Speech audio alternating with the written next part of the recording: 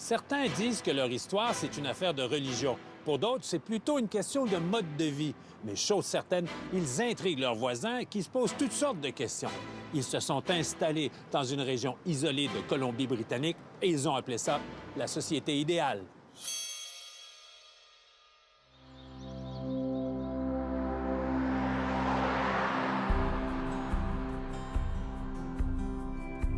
À la frontière entre Alberta et Colombie-Britannique, au pied des Rocheuses, on trouve le petit village de Jaffrey. 800 habitants, un magasin général et 7 églises.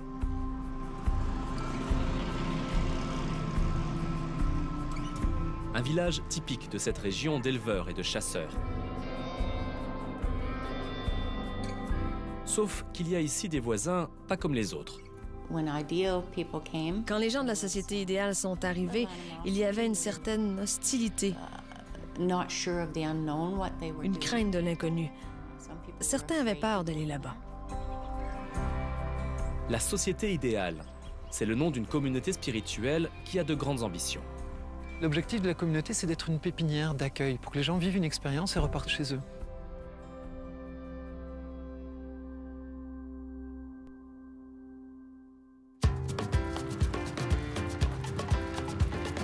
Quand François Amig est venu habiter ici en 2010, c'était un changement radical.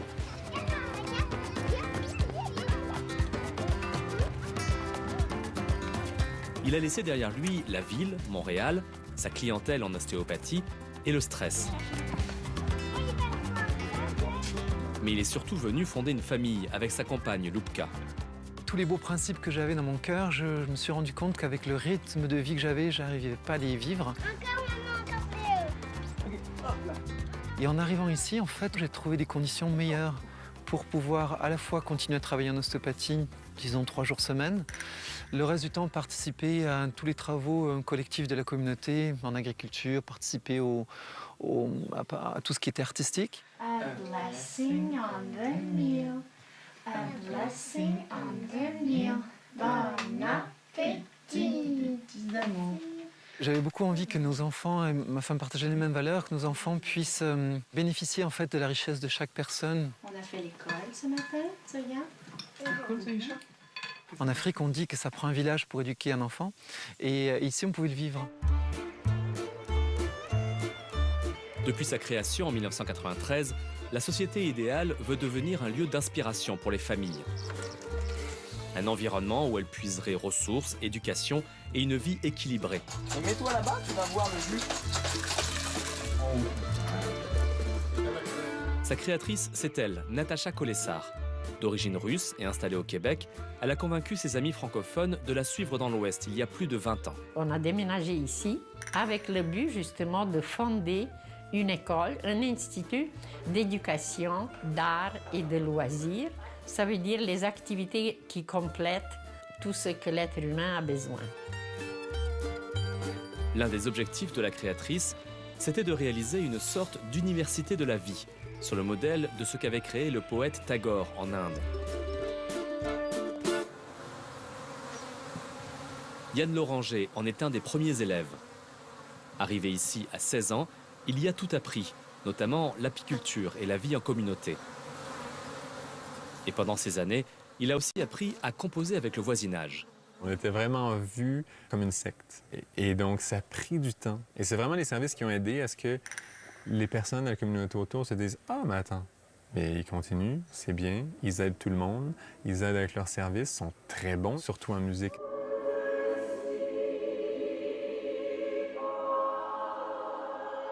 En fait, c'est d'abord la musique qui a brisé la glace. Le chant occupe déjà une place importante dans la spiritualité du groupe, à commencer par les messes chantées en harmonie le matin. La communauté compte parmi ses membres un premier prix de conservatoire, des cantatrices et un compositeur. Pourquoi on chante à 4 voix mixtes? Parce que c'est beau, c'est riche. Et avec le temps, on a finalement créé assez d'expertise et d'entraînement pour former une chorale. Et là, le public qui se demandait qu'est-ce qu'on fait ici, les Frenchies, dans le milieu de Jaffrey, en Colombie-Britannique, puis ils se posent encore ces questions-là aujourd'hui, ben alors, on leur a offert des concerts.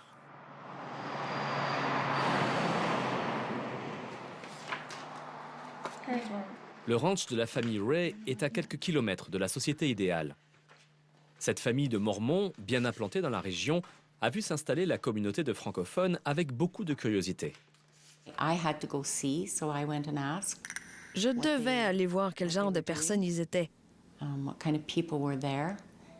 leur ai demandé ce qu'ils faisaient et j'ai découvert qu'ils donnaient des leçons de piano.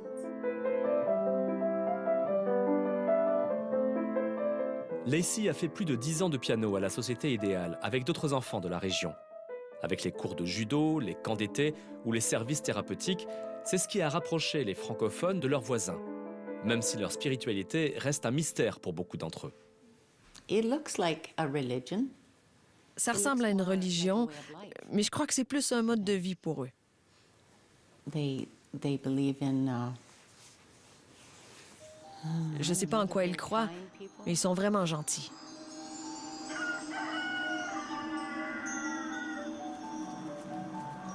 La vie de la cinquantaine de membres est guidée chaque matin par des moments communs.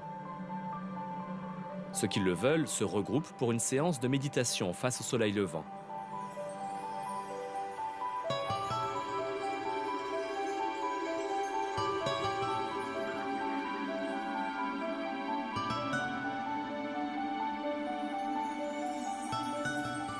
C'est plutôt une sorte de philosophie spirituelle. J'étais sensible au bouddhisme déjà depuis ma jeunesse et ça me rappelait plutôt ce type de philosophie, de spiritualité qui est vraiment où l'humain est central et où la famille est toujours le lieu de vie, le lieu d'expression, le lieu d'expérience.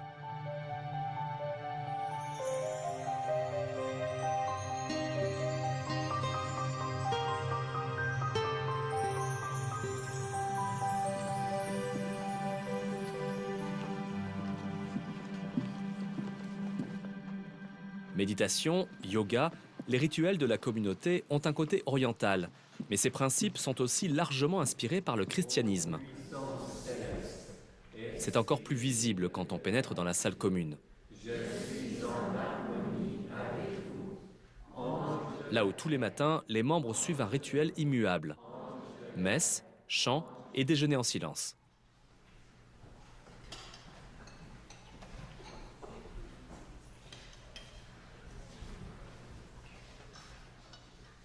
Ce n'est pas une religion, c'est une façon de commencer la journée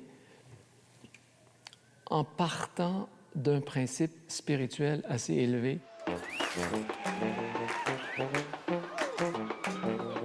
La vie de tous les jours pour la communauté, c'est en grande partie la gestion de l'éco-village qui est devenu la société idéale.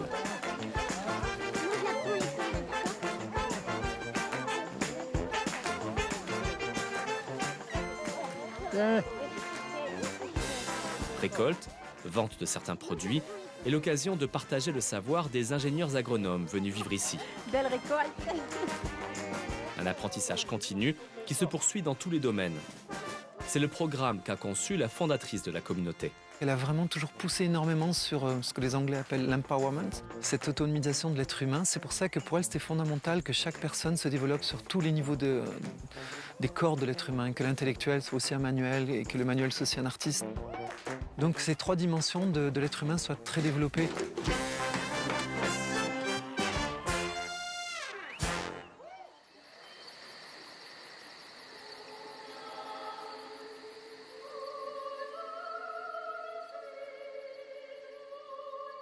En 2013, Natacha Kolessar est décédée, laissant la petite communauté orpheline.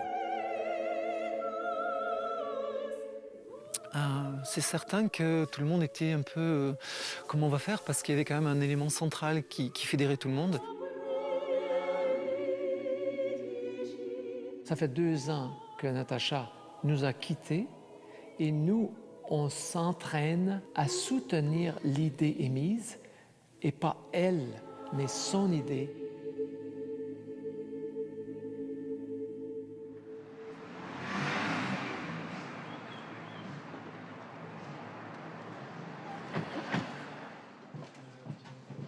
La société idéale poursuit son chemin sans leader. Elle a décidé d'explorer de nouvelles manières de se faire connaître. D'abord dans la région, les thérapeutes, ostéopathes et acupuncteurs vont maintenant à la rencontre du public dans les villes voisines. Ils y amènent des traitements alternatifs complètement nouveaux pour leurs clients.